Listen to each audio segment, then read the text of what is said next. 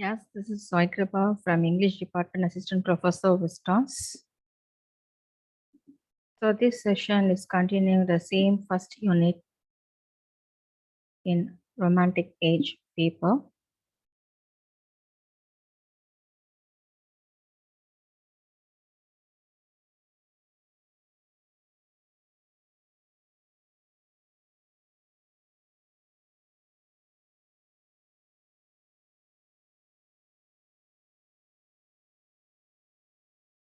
Yes, in the last session we have seen the initial part of that romantic moment. Today we are going to focus the lyrical ballads by Wordsworth. Wordsworth's preface to the lyrical ballads declares the dawn of English romantic moment. Wordsworth and Coleridge, with the publication of the lyrical ballads, break away with the new classical tendencies in poetry.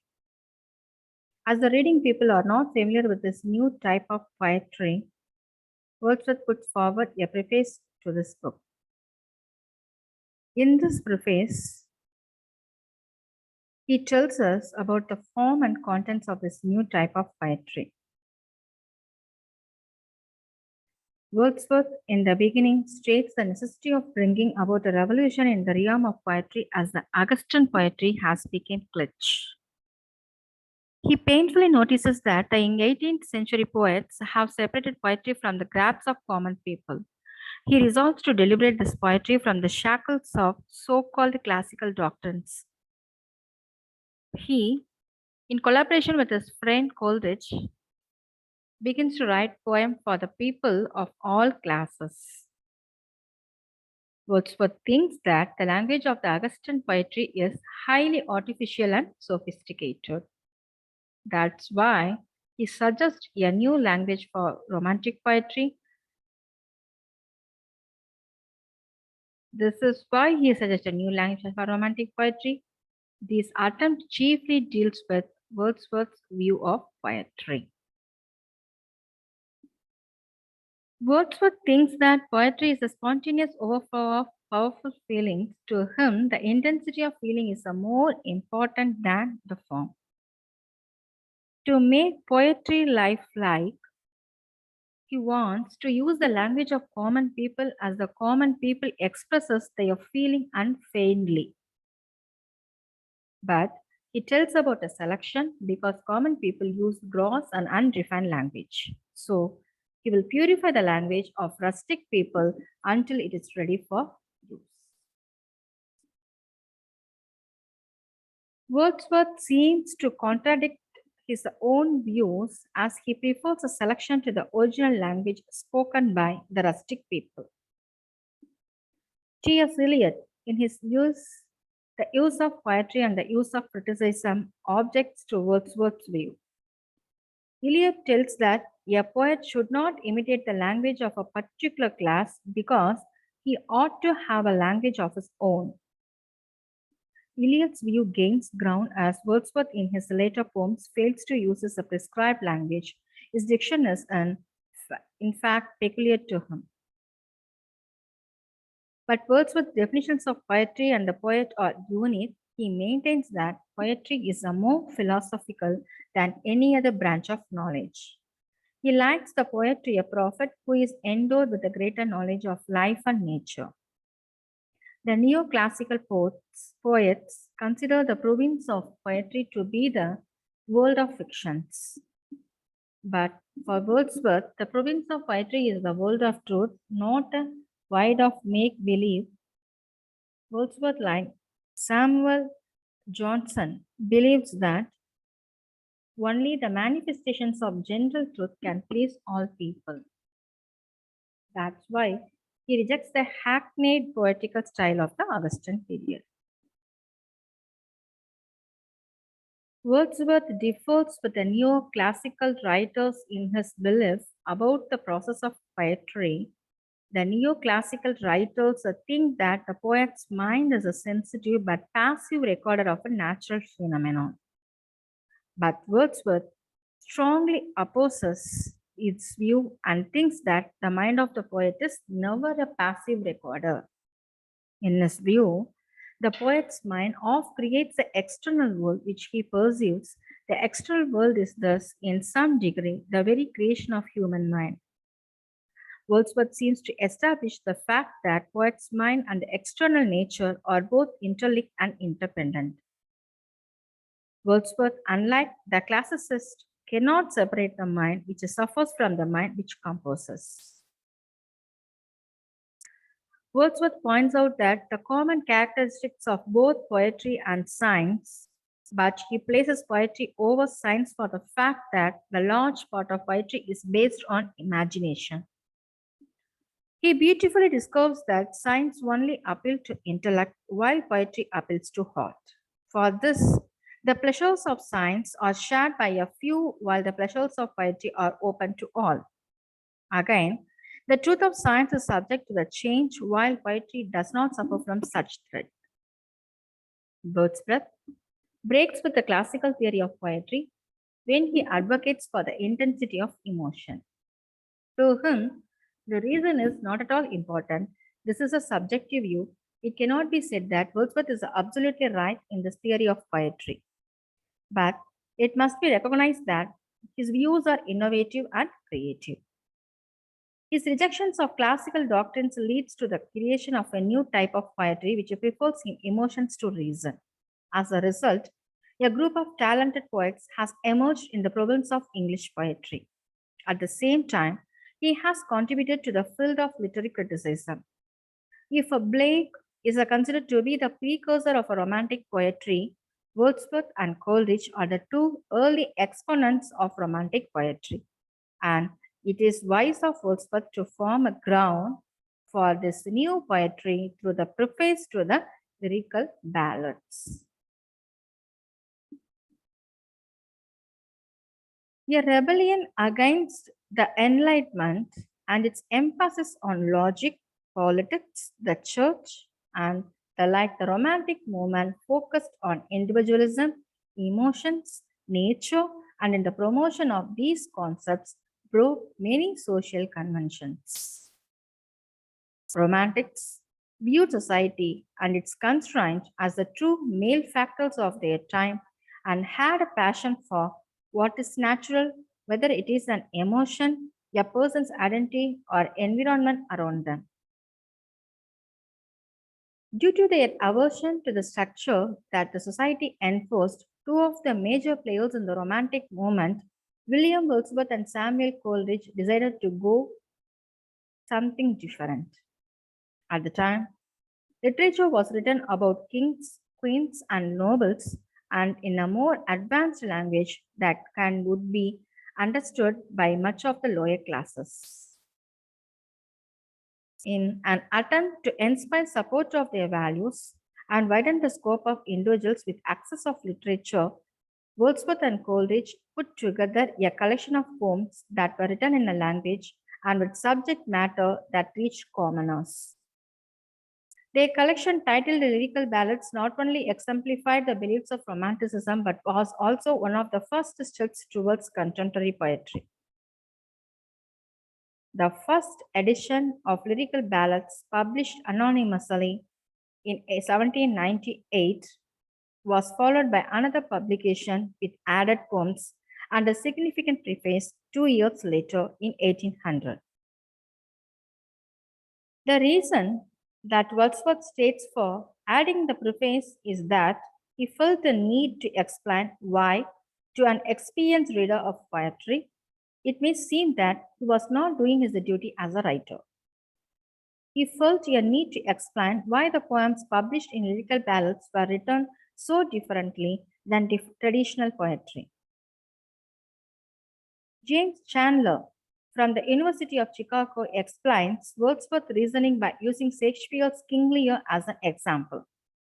He says that just as Cordelia refused to praise her father in response to a disapproval of the way in which her sister's praise was being used, the authors of lyrical ballads refused to use the standard form of poetry in response to a disapproval of the direction in which they perceived poetry to be heading. That direction being towards a diction that was too lofty as well as subject matter that was both largely restricted and too distant from that which is incorporate with the beautiful and permanent forms of nature. Furthermore, Wordsworth states in his preface that although neither he nor Coleridge was the first to use ballads, they constructed each of theirs with a worthy purpose. That purpose being to illustrate the manner in which our feelings and ideas are associated in a state of excitement,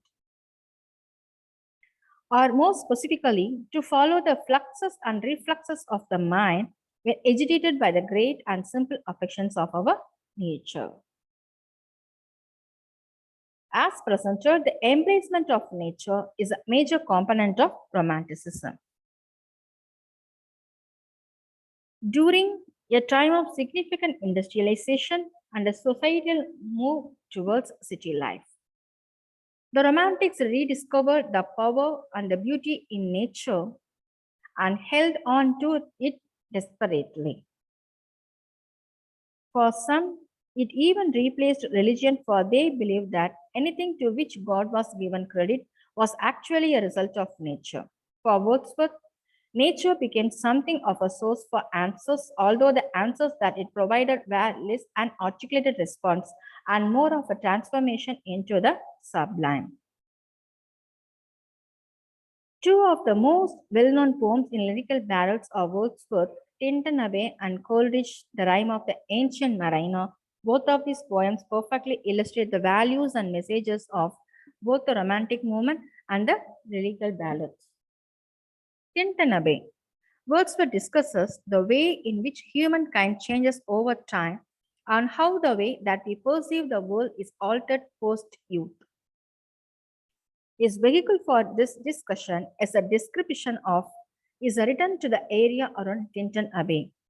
He explains that 5 years prior, his perspective was different and the experience included bounding over the mountains by the sides of the deep rivers and lonely streams whenever nature led, but that now he is more meditative. So these quotes has taken from the Wordsworth lyrical lines 169 to 71 lines. These lines explains has its benefits, though he points out, he remarks how simply remembering the greatness he experienced has brought him peace frequently since then, to the extent that it is as if nature has provided him with an advanced state of being. So these are the basic things we have seen. What is lyrical ballad and lyrical ballad written by whom, and what are the main reasons why it's been connected in romantic movement and why it's talked and discussed significantly in romantic period. Now, we are going to see a general questions raised in this period. What are the general questions? Okay. First, we will see who is the most lyrical romantic poet. There are many people, but few we can see here.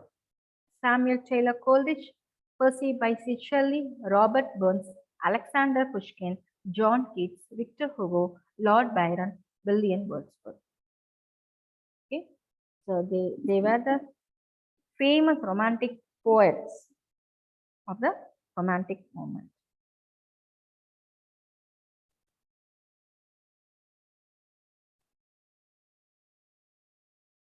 What are the 5 themes of the romantic moment? What are the 5 themes of the romanticism movement?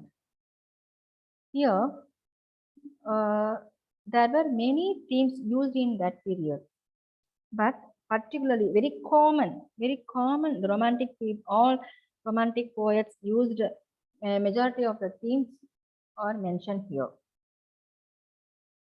Revolution, democracy, and republicanism, the sublime and the transcendence, the power of the imagination, genius, and the source of inspiration, proto-psychology and extreme mental states, then nature and the natural. Okay, what are they? Revolution, democracy, and republicanism, then the sublime and transcendence, Then the power of the imagination, genius, and the source of inspiration. Then proto-psychology and extreme mental states, then nature and the natural environment. Next question. What is the romantic movement poetry? What is the romantic movement poetry? A poetic movement of the late 18th and early 19th centuries that turned toward nature and the interior world of feeling in opposition to the mannered formalism and disciplined scientific inquiry of the Enlightenment era that preceded it. Then,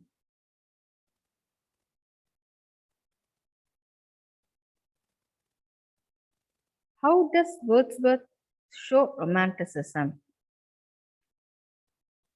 William Wordsworth exemplifies Romanticism in his poems to portray his sympathy for the life, to depict the troubles and speech of the common man, and to eradicate war. What's that? It exemplifies. He exemplifies Romanticism in his poems to portray his sympathy for the life, to depict the troubles and speech of the common man, and to eradicate war. William Wordsworth lived through the French Revolution and this awakened his Romanticism poems.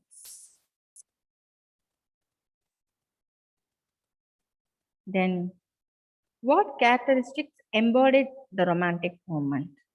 Among the characteristic attitudes of Romanticism were the following: a deepened appreciation of the beauties of nature, a gentle exaltation of emotion over reason and of the senses over intellect, a turning in upon the self and a heightened examination of human personality and its modes and mental potentialities. So, finally, we got end of this session. So next video, we are going to see Unit 2. Thank you all.